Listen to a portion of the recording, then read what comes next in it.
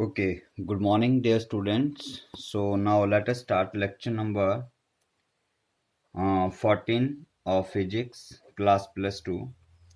And today's topic is about electric field intensity at any point due to short dipole.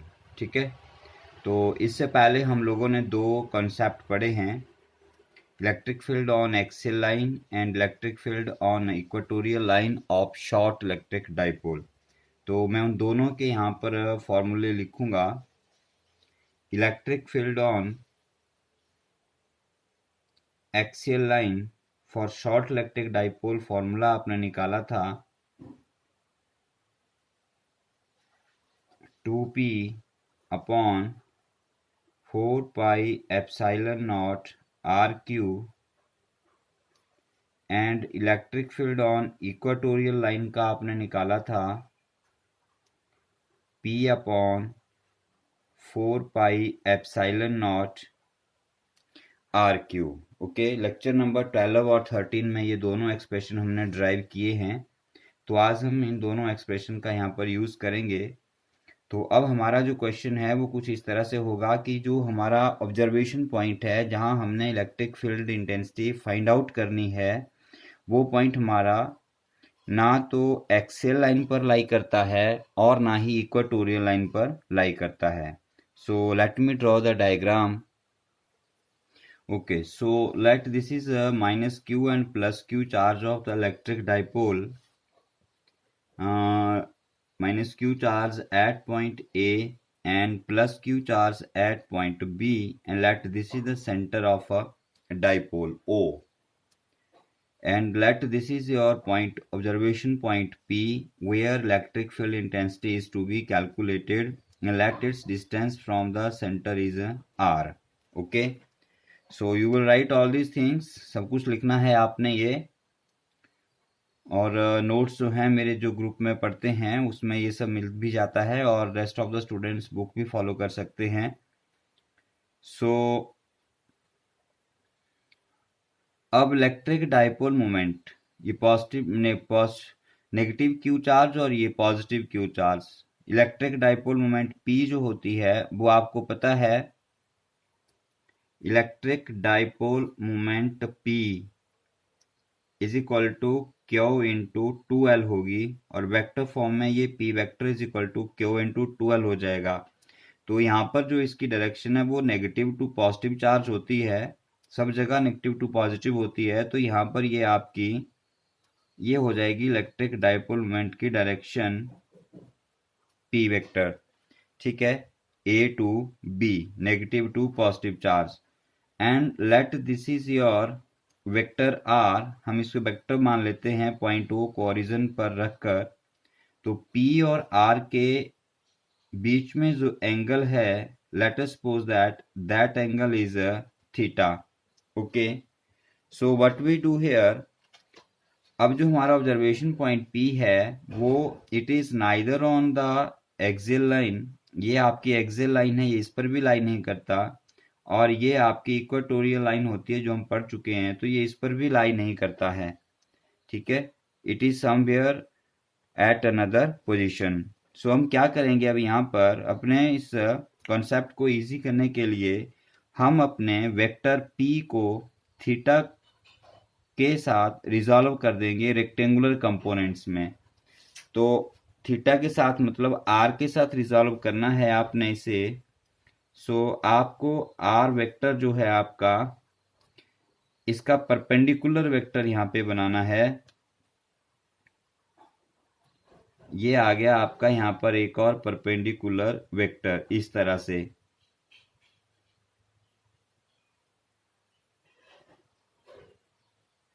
Okay, सो अब आप बोल सकते हैं कि ये आपका वेक्टर P है, तो अगर इसका एक कंपोनेंट आप इसे मान लें, लेटस से इसे आप P1 कंपोनेंट मान लेते हैं, तो इसका दूसरा जो रेक्टेंगुलर कंपोनेंट है वो मैं यहाँ ब्लैक पेन से बनाता हूँ।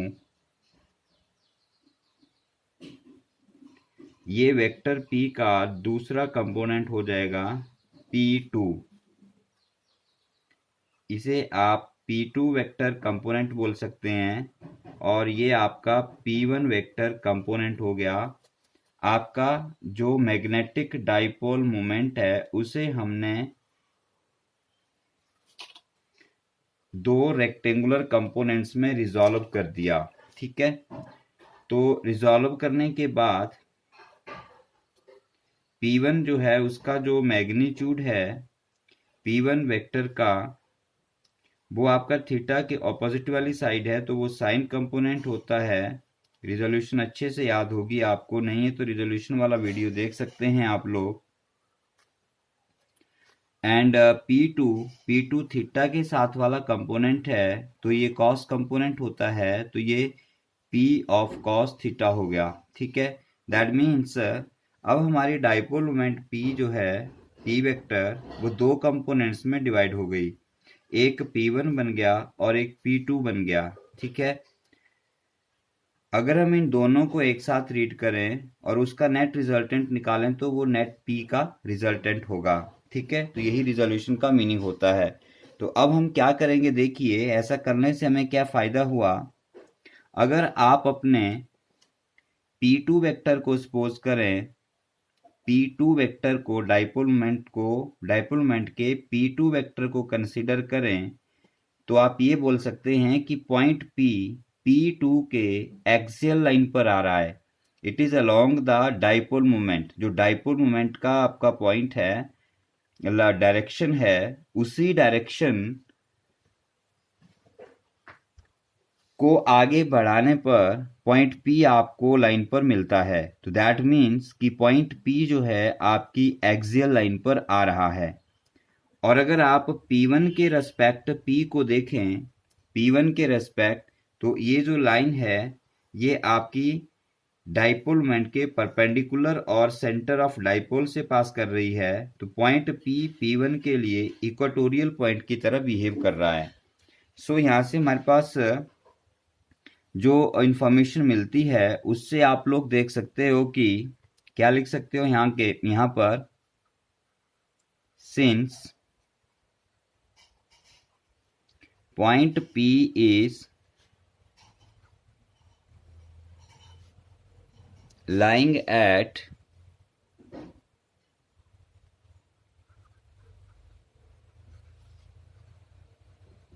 axial line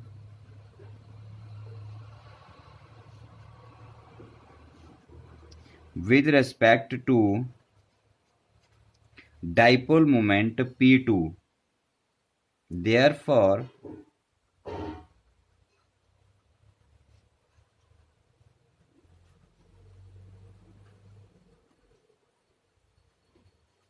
electric field intensity at point P is, let us से P2 नाम दिया है तो इसे आप E2 नाम दे दीजिए, इज इक्वल टू, कौन सा पॉइंट है बच्चों, एक्सियल पॉइंट है। एक्सियल पर इलेक्ट्रिक फील्ड क्या होती है, 2p4πε0r3, 2p। अब P एक्सियल लाइन है किसके लिए, P2 के लिए। तो क्या कॉन्सेप्ट है, इलेक्ट्रिक फील्ड का मैग्नीट्यूड क्या हो जाता है, 2 times dipole moment. Dipole moment का मैग्नीट्यूड है यहाँ पर, तो डाइपोल मोमेंट क्या है आपकी, P2 upon 4πε0 into cube of the distance. Distance कितना है, डिस्टेंस तो वही आर है आपका, centre of dipole observation point का, तो यहाँ पे आर क्यूब हो गया।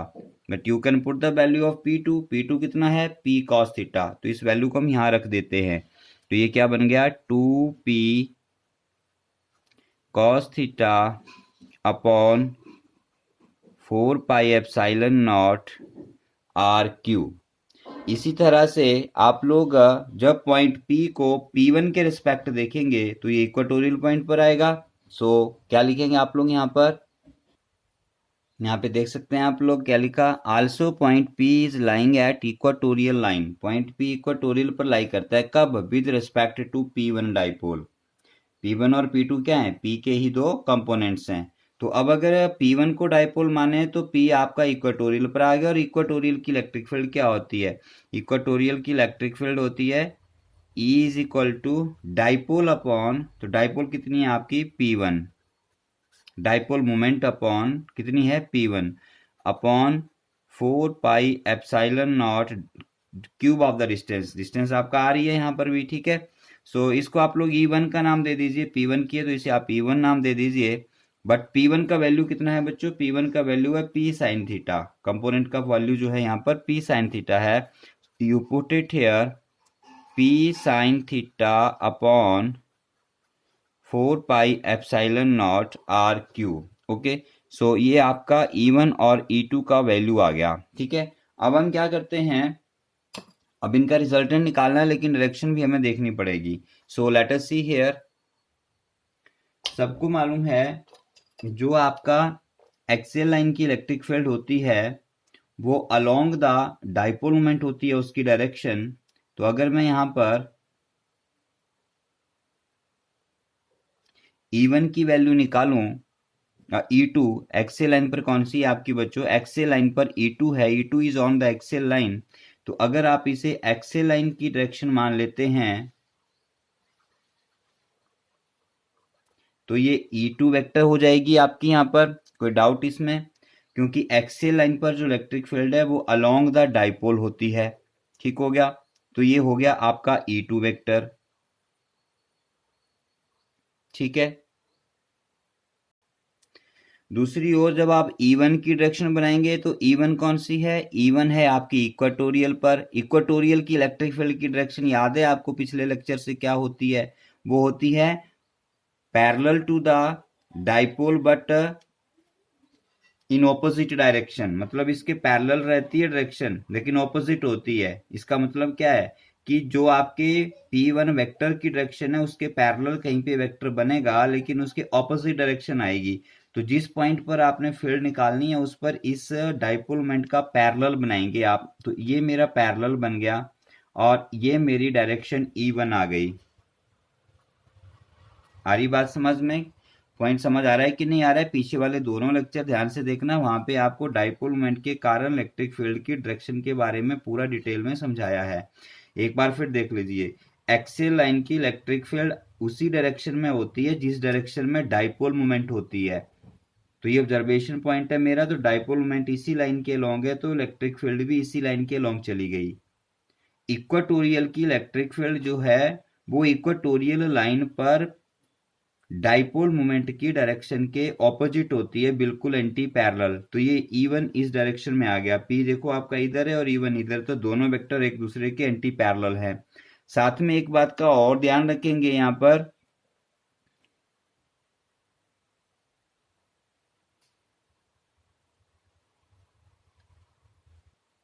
चलिए पूरा करने के बाद बताते हैं। अब हमें यहाँ पर ध्यान क्या रखना है, ये वेक्टर्स में है और ये सारा इधर मैग्नीट्यूड में, अपनी मर्जी से वेक्टर्स नहीं लगा देना, जहां दिल किया वहां वेक्टर लगा दिए, इस बात का पूरा ध्यान रखना है कहाँ वेक्टर होंगे कहाँ नहीं होंगे। सो नाउ अब हमें इन दोनों का रिजल्टेंट निकालना है। तो ये भी एक वेक्टर क्वांटिटी है, ये भी वेक्टर क्वांटिटी है। यहाँ पर हम लोग parallelogram law of vector addition लगाते हैं, एक पैलोग्राम कंप्लीट कर लेते हैं और हम ये मान लेते हैं कि लेट ये आ गया आपके पास यहाँ पे नेट रिजल्टेंट, ये मान लीजिए इनका दोनों वेक्टर्स का E1 और E2 दोनों वेक्टर का नेट रिजल्टेंट है जो आपस में एंगल E2 के साथ एंगल अल्फा बना लेता है, मान लीजिए हम ये सपोज कर लेते हैं, ठीक है। सो ये इसको P मान लिया, इस पॉइंट को आप C कह लीजिए, इस पॉइंट को आप D कह लीजिए और इस पॉइंट को आप E लिख सकते हैं। तो अगर आप यहाँ पर इनके डायरेक्शंस लिखना चाहें तो आप लिख सकते हैं, डायग्राम बनने के बाद E2 is along PC, point P पर देखना है, P से C की तरफ है। और इसकी अगर आप डायरेक्शन देखना चाहें अलोंग E1 का जो डायरेक्शन है वो PD के अलोंग है। So now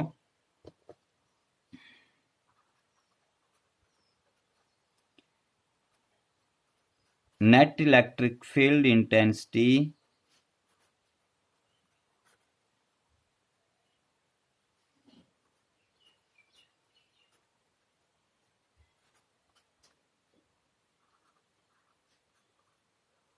at point P is E is equal to, ये दो वेक्टर्स हैं दूसरे के परपेंडिकुलर हैं यहाँ पर, तो पैरेललोग्राम लॉ से क्या आ जाएगा, E1 square plus E2 square plus 2E1 E2 cos theta होता है, लेकिन थीटा यहाँ पर 90 डिग्री है। ये जो यहाँ एंगल आता है ये दोनों के बीच का एंगल आता है, तो यहाँ पर दोनों जो आपकी डाइपोल P1 और P2 के कारण जो इलेक्ट्रिक फील्ड है E1 और E2 वो यहाँ पर क्या है, एक दूसरे के परपेंडिकुलर है, तो एंगल यहाँ पर कॉस थीटा हो गया। ठीक है, तो इसको सॉल्व करेंगे आप लोग। E1 स्क्वायर का वैल्यू रखिए, ये है E1 आपका क्या हो जाएगा, देखिए p square sine square theta upon 4 pi epsilon naught are cube whole square. ठीक है, न्यूमरेटर सॉल्यूशन करने के लिए न्यूमरेटर अलग अलग कर दिया मैंने, p square plus sine square theta करके, और डिनोमिनेटर वही रखा 4 pi epsilon naught are cube और इसका square plus E2 square, E2 का स्क्वायर बनाइए, 2 का स्क्वायर 4 हो गया, 2 का स्क्वायर 4 हो गया, p square cos square theta whole divide by 4 pi epsilon naught are cube whole square plus cos 90 zero होता है बच्चों, तो ये फैक्टर खत्म हो गया आपके पास और ये होल अंडर रूट आ गया। ठीक है, इस पूरे फैक्टर में देखिए क्या कॉमन है, पी स्क्वायर कॉमन है और 4 pi epsilon naught are cube का होल स्क्वायर कॉमन है। आपके पास क्या रह जाएगा, देखिए डायरेक्ट सॉल्व कर रहा हूं यहाँ पे मैं, इसको कर सकते हैं आप लोग। नेक्स्ट पेज ले रहा हूं मैं यहाँ पे, E is equal to p square upon 4 pi epsilon naught are cube whole square हमारे पास कॉमन है। अंदर देखिए फर्स्ट टर्म में से आपके पास क्या रह गया, एक बार देख लीजिए यहाँ पे, फर्स्ट टर्म में से आपके पास साइन स्क्वायर थीटा रह गया और दूसरे में से 4 कॉस स्क्वायर थीटा रह गया, तो आपके पास बच गया sine square theta plus 4 cos square theta और होल अंडर रूट। प्रोडक्ट में आ गई टर्म्स, तो ये टर्म इस टर्म का पी स्क्वायर, पी बाहर आ गया, 4 pi epsilon naught are cube का होल स्क्वायर है, तो होल स्क्वायर खत्म हो जाएगा अंडर रूट से बाहर आते ही, और अंदर रह गया sine square theta plus 4 cos square theta है, इसको बच्चों मैंने लिख दिया cos square theta plus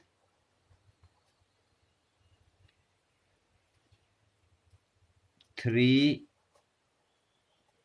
cos square theta. ध्यान से देखिए क्या लिखा, sine square theta as it is आ गया, 4 कॉस स्क्वायर का बना दिया मैंने cos square plus 3 cos square, 1 cos square plus 3 cos square, 1 plus 3 फिर 4 हो जाएगा। क्यों किया ऐसा करने से, मुझे यहाँ पर एक आइडेंटिटी मिल जाती है, sign square theta plus cos square theta जो 1 होता है, तो आपके पास जो फाइनल जो यहाँ पर एक्सप्रेशन है वो बन जाता है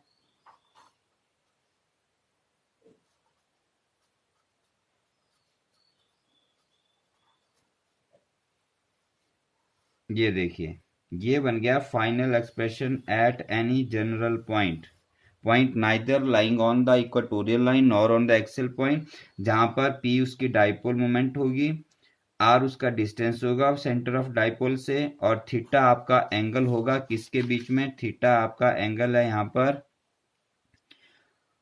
ऑब्जर्वेशन पॉइंट का जो वेक्टर है R और डाइपोल मोमेंट का जो वेक्टर है P, उनके बीच का एंगल होगा। ठीक है, अब इसकी डायरेक्शन की बात कर लेते हैं थोड़ा सा, E की डायरेक्शन क्या होगी, तो E की डायरेक्शन के लिए हम लोग चलो यहीं फाइंड आउट कर लेते हैं डायरेक्शन इसकी फिगर के साथ ही। तो डायरेक्शन हम tan अल्फा में निकालते हैं, तो you can see here, you can write here tan alpha होता है आपका परपेंडिकुलर अपॉन बेस, तो परपेंडिकुलर यहाँ पर EC है ट्राइंगल का और बेस यहाँ पर PC है। ध्यान से देखिए, we are considering this triangle, ये वाली ट्राइंगल ले रहे हैं हम लोग बच्चों, ये वाली ट्राइंगल ले रहे हैं। ठीक है, हम E की डायरेक्शन निकाल रहे हैं E2 के साथ, तो हमने tan अल्फा ले लिया EC अपॉन PC, और आपको पता है EC मैग्नीट्यूड में क्या है, E1 और पीसी जो है वो मैग्नीट्यूड में क्या है E2। आप लोगों के लिए छोड़ दिया टॉपिक, यहाँ पे इतना कर सकते हो। E1 और E2 का वैल्यू रखिए, E1 और E2 का वैल्यू पुट कीजिए यहाँ पर, आपको मिलेगा यहाँ पर is equal to half tan theta मिल जाएगा। ये आप लोगों ने करना है। और इस तरफ आपके पास tan अल्फा है, tan alpha is equal to half tan theta. ठीक है, तो ये आपके पास रिलेशन आ जाएगा यहाँ से, tangent alpha is equal to half tan theta. यहाँ से आप अल्फा निकाल सकते हो। ठीक है, सो कुछ स्पेशल केस हैं, कर लेते हैं। अभी 5 मिनट हैं हमारे पास।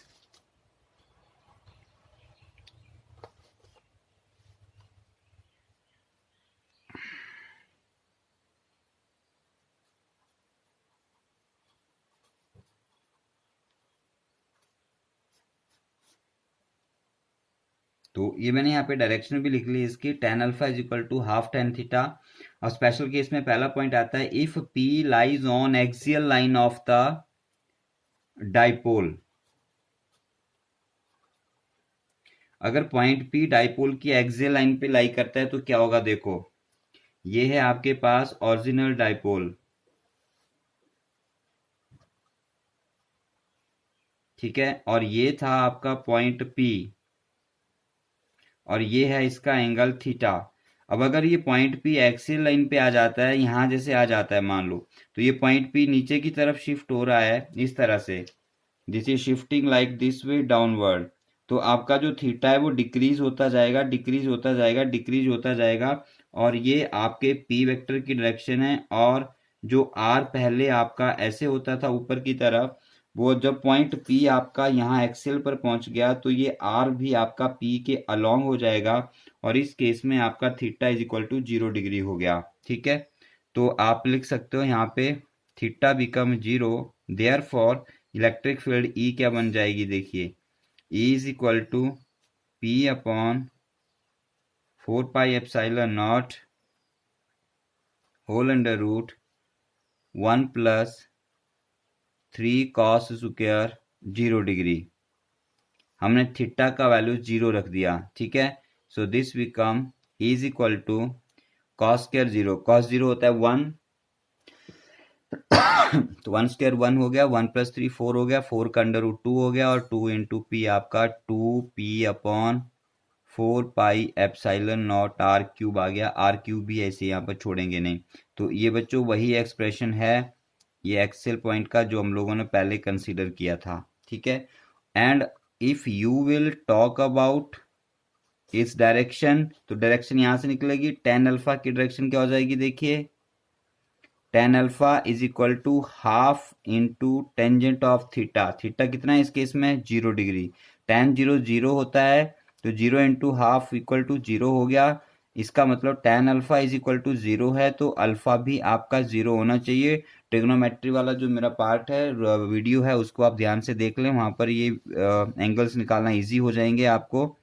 सो tan alpha, alpha means 0। Alpha means 0 का मतलब है, अल्फा क्या था आपका, let me show you.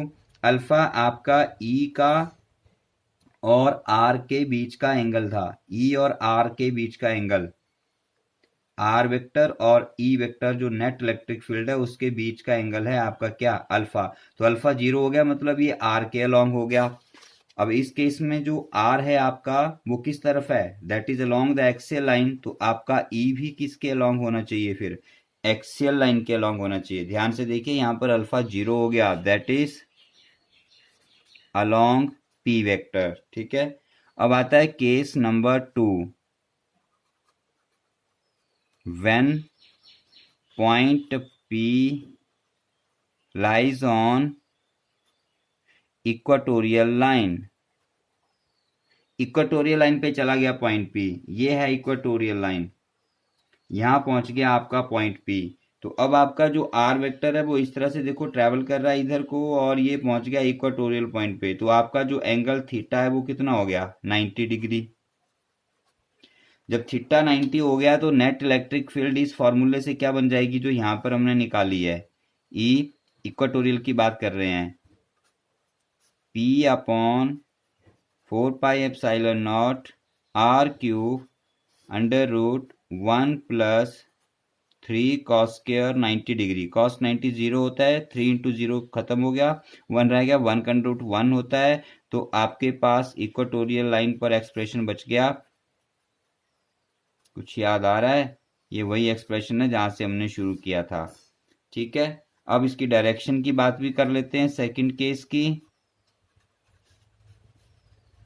Second case में आप टेंजेंट अल्फा फाइंड आउट करेंगे। तो टेन अल्फा के लिए जब आप निकालेंगे यहां पर हाफ टेन, कितना वैल्यू पुट किया, 90 डिग्री। ठीक है, हाफ टेन 90, और टेन 90 डिग्री अनडिफाइन होता है, तो ये अनडिफाइन आ गया। दैट मीन्स अल्फा भी कितना होना चाहिए आपका, 90 डिग्री होना चाहिए यहां से। ठीक हो गया? ओके, अल्फा 90 का मतलब है आर वेक्टर के साथ परपेंडिकुलर होना चाहिए। तो ये है आपका यहाँ पर आर वेक्टर, और ये है इसका net electric field E vector, जो साथ में कितना आएगा आपका 90 डिग्री एंगल। तो इस तरह से इलेक्ट्रिक फील्ड जो है वो डाइपोल के क्या हो जाती है, एंटी पैरेलल हो जाती है। तो this completes your topic here.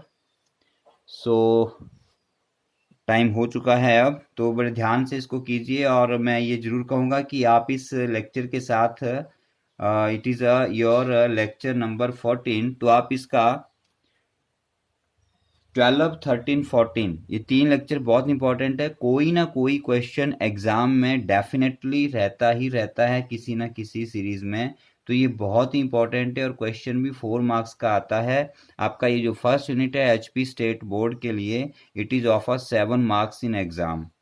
और अदर्स बोर्ड जैसे सीबीएसई हो गए या कोई और, तो उसमें भी ये 7 या 8 नंबर का यूनिट रहता है। तो यहाँ से ये जो अभी क्वेश्चन आपने 3 क्वेश्चन किए, these are very very important. So इनको बार बार कीजिए, ढंग से देखिए। जहाँ समझ नहीं आता फिर से देखिए, समझ नहीं आता है फिर से देखिए, फिर भी समझ नहीं आता है बच्चों, तो मेरे से क्वेश्चन आप व्हाट्सएप के थ्रू पूछ सकते हो। मेरा नंबर आपको हर वीडियो में मिलता है। आज फिर मैं यहाँ पे लिख रहा हूँ 8574700009। जो स्टूडेंट मुझे जानते हैं वो भी पूछ सकते हैं, और जो नहीं जानते हैं वो भी मुझे अपना नाम और पता लिखकर इस व्हाट्सएप नंबर पर अपना क्वेश्चन भेज सकते हैं। Thank you.